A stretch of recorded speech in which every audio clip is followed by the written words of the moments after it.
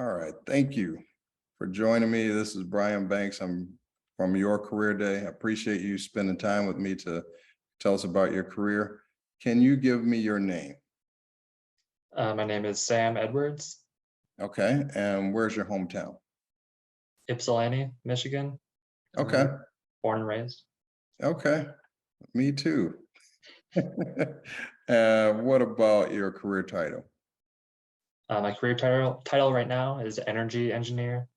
Okay, and what does being an energy engineer entail? Well, it's a little bit of an ambiguous job title, but Mhm. what I'm doing is generally helping property owners save energy.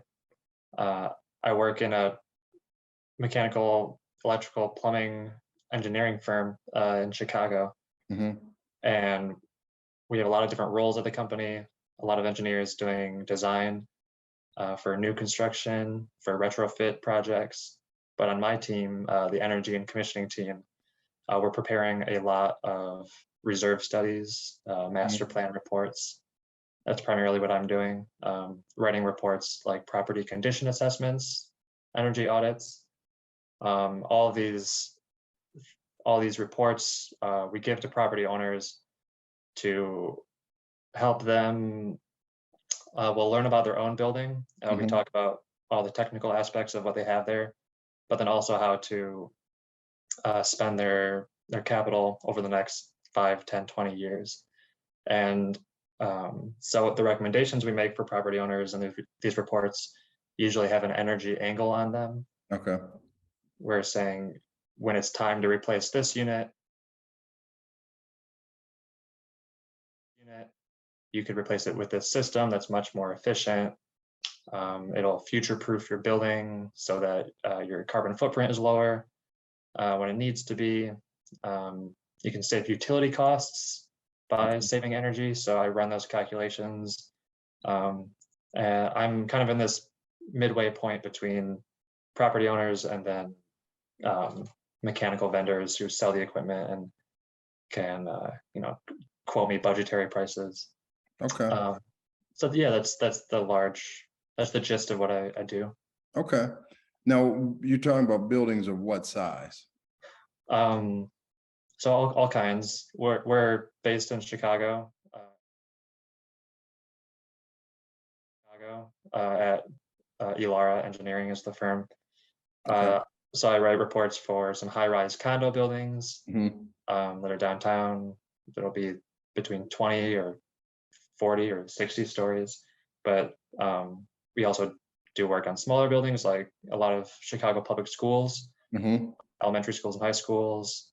But there's also the occasional, library in the suburbs, Yeah. random office buildings that could be one story. So Yeah. it really varies. Yeah, a lot of Okay. university buildings, for example, some dormitories. Yeah.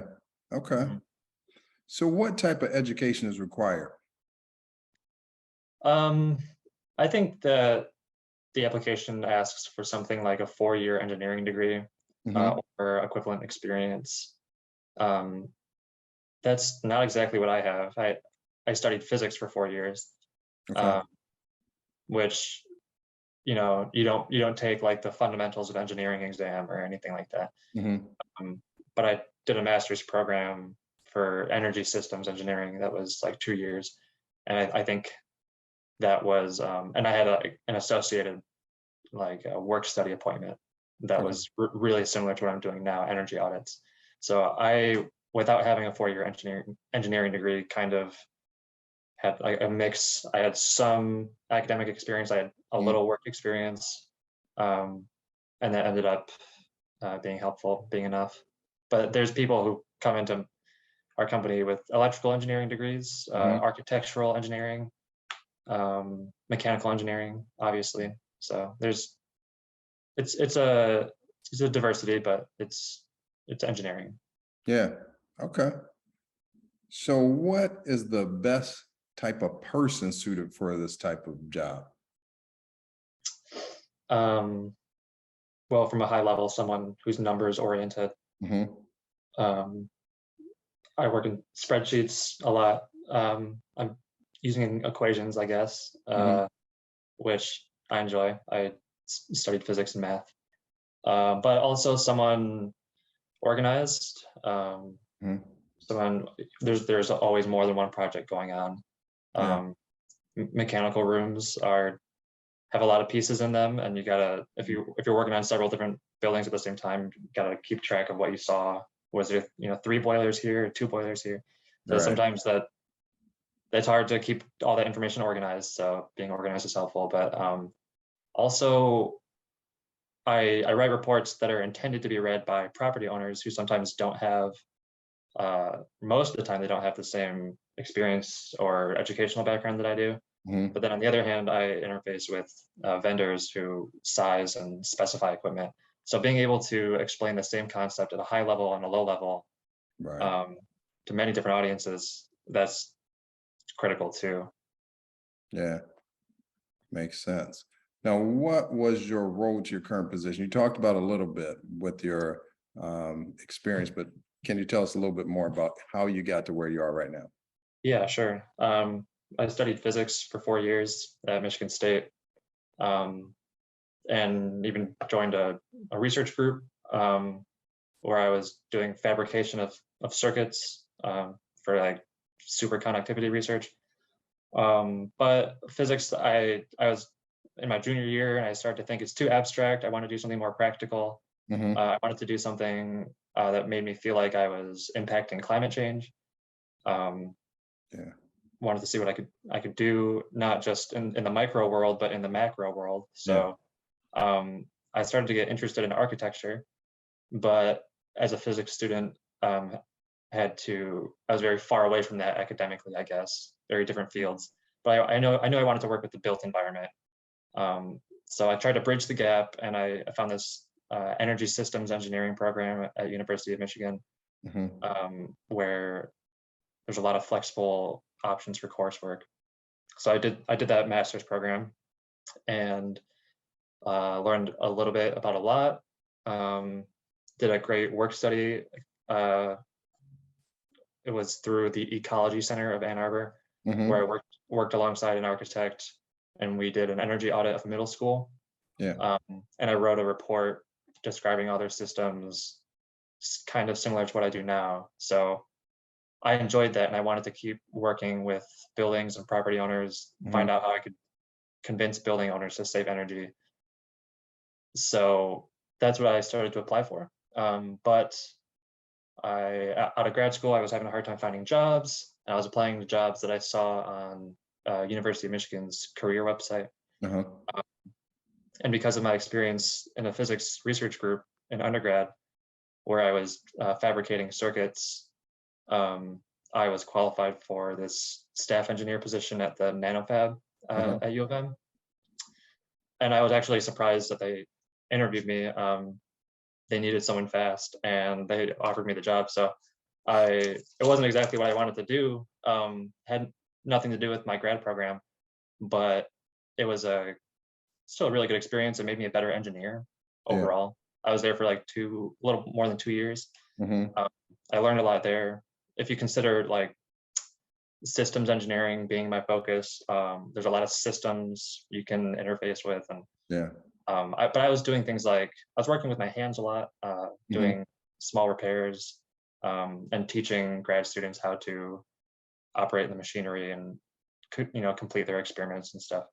Um, but yeah, it wasn't ultimately what I wanted to do. Hmm. My my partner wanted to move to Chicago. This is where she went to grad school. Okay. So I got back on the job application train looking for roles like this one, energy Mhm. engineering, where I could work with some kind of an engineering firm. There are some companies that do architecture, engineering, and construction all in one, these Uh-huh. massive companies. And I was looking at positions there where I would fit in. Um, but yeah, so then I got this job, and that's that. I've been here for over a year. Okay. Cool. So what makes this position fun, interesting, or exciting, or all the above? Well, I like seeing historic buildings. Hmm. That's cool. Uh, when I am writing a report for a property owner, I have to often go on the roof. And that's a lot of fun. Yeah. I think that's great, especially if you're on like a skyscraper downtown. You get these awesome views of Chicago.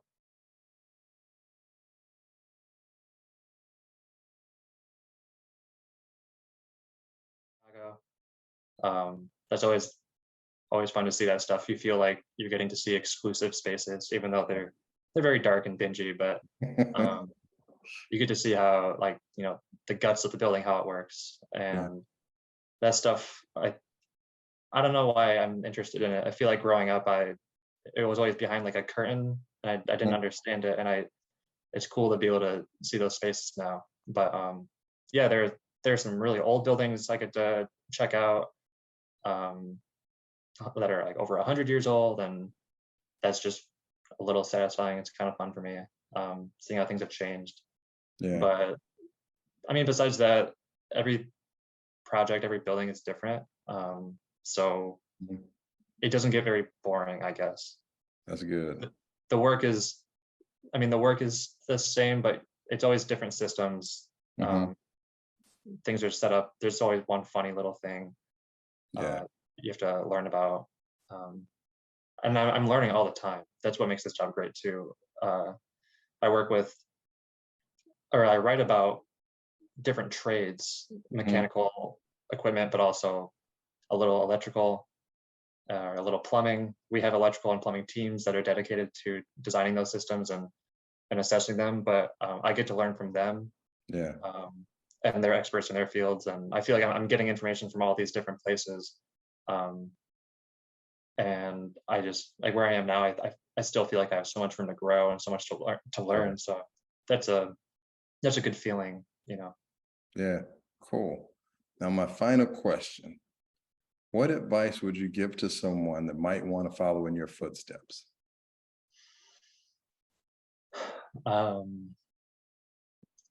Well, I switched from physics, from a science to engineering, Mm-hmm.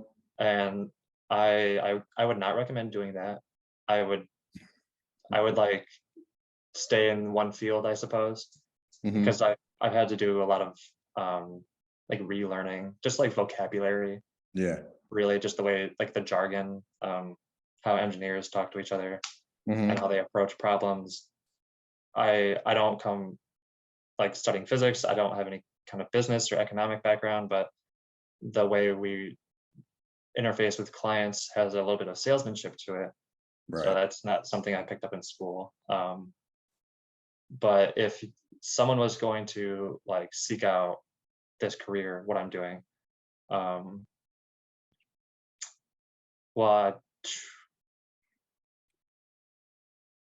I don't know. I don't. I don't know. It's a very good question. I've talked about, like, you should be someone who's organized, someone who's number oriented. Yeah. Um,